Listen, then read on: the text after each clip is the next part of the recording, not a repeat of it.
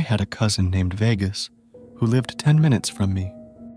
We went to the same school, and my family would come over to his house on the weekend for HBO boxing night.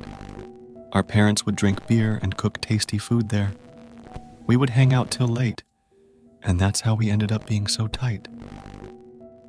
Eventually, I started sleeping over at his apartment. His place was full of life. There was consistent movement since his uncles and grandparents lived with them also. At that time, I was in high school, so I mostly hanged out with Vegas, his older sister and uncle. When I do go over, we'd hang out in his room where they all slept. His apartment was a lot bigger compared to the other apartments at that location. It had 2 stories.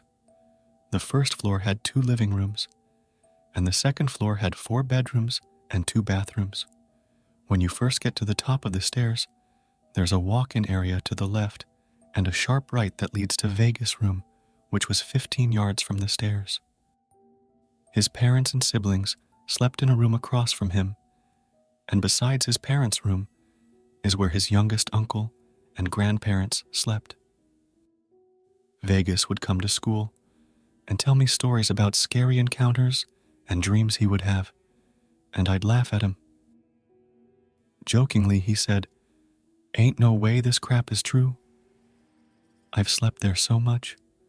I just can't believe him because I've never came across any paranormal experience there, or so I thought. I met Vegas at school, and he told me to come sleep over. Today is a Friday, so no school for me tomorrow.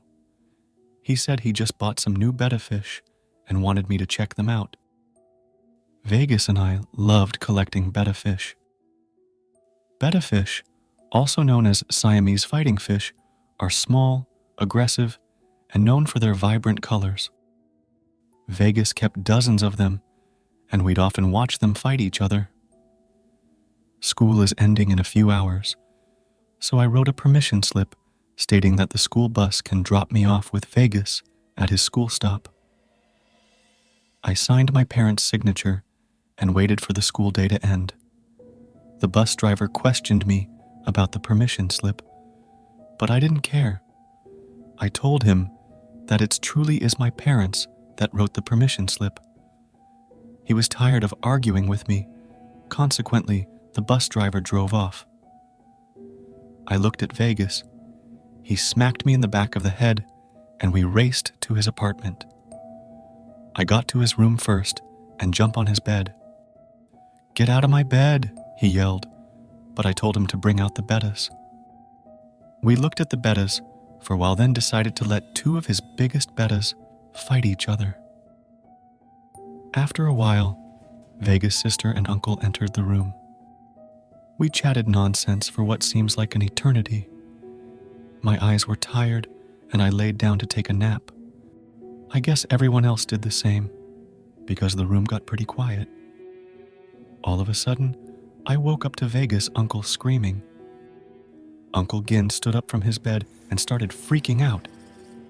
He had just gone through sleep paralysis. Uncle Gin kicked Vegas' sister's bed to wake her up and surprisingly grabbed a knife under his bed and started waving it in the air as if to attack something in the air. I just stood there in confusion. Everyone in the bedroom is up by now, and Uncle Gin told us that while he was sleeping, he saw a shadow open the bedroom door. The shadow walked to Vegas' sister and sat on top of her. Vegas' sister was shaking, so Uncle Gin knew she was aware of what was going on. So Uncle Gin tried to get up, but couldn't. The shadow got up and walked towards Uncle Gin, sensing that Uncle Gin saw the shadow. The shadow stood beside Uncle Gin for a few seconds, then got on top of him. Uncle Gin said he screamed for help and tried waking us up, but we were asleep, as if we could not hear him. He broke out of the paralysis, and that's when he stood up and grabbed his knife. Vegas' sister attested to what Uncle Gin said. She said angrily, "I was paralyzed too, and I saw everything also. I was speechless. It kind of got me curious about the whole situation." I glanced at Vegas. He was definitely serious about this incident. Me, on the other hand, whispered, "Damn, if that thing got on top of me, I'd make it ride me." They all looked at me and told me to be quit being a loud mouth and hope one day I'll feel what they go through. "Sorry guys, I was just joking, geez," I laughed. It's the next day. Vegas and I walked to a nearby video store. Saturdays is rent a movie and get the second movie for $1. Vegas grabbed an action movie while I grabbed a horror film. "Hey Vegas, let's watch Mine at Night," I yelled. I gave Vegas a crazy eye and he threw a punch at me as I flinched. That night we watched the movie in Vegas' room. His little brothers and sister wanted to watch it also, so we all squeezed in Vegas' room and proceeded to watch the horror film.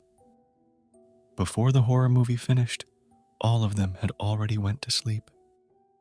Vegas' siblings were a lot younger, so they were scared. I'm guessing they had the blanket on top of their head, and their eyes closed most of the time. That's why they knocked out. The movie ended, and I tried going to sleep. A light through my eyelid made me open my eyes. It was the television. Wasn't it off already? I questioned myself. I crawled to the television and turned it off.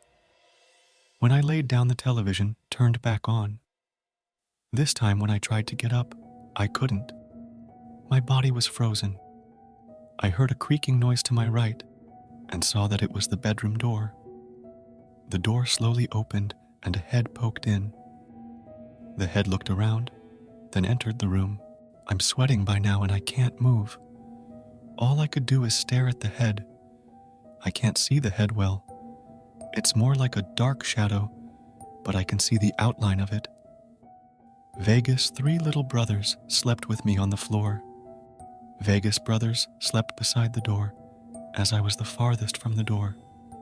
The figure started crawling on top of Vegas' brothers. It would crawl, then stop, and then crawl again, as if trying to stay quiet. When the figure reached me, it laid beside me. My soul is about to leave me. I broke out of the paralysis and turned quickly away from the door. In astonishment, that thing is laying to my left also. I cried and sighed softly and closed my eyes. I don't remember how long this happened for. I do remember waking up to a sunrise. That morning, I told Vegas what had happened to me while they were sleeping. "You should have kept your mouth shut," Vegas yelled. "Well, let's go to my place. It's a Sunday. What about the park?" We left the apartment, and I told Vegas that now, I believe him and his family. I'll keep my mouth shut about these things from now on. I wanted some answers. I wanted to research about this phenomenon. That fire that I had for the paranormal didn't last long, though. I got me a girlfriend, and she took most of my time. Gradually, I forgot about the situation. Vegas and I don't talk much these days, but I'll never forget those apartments, especially apartment 9. Thank you for listening to Scary Stories Shivers. Leave a comment below, like, share, and subscribe. Stay shivering.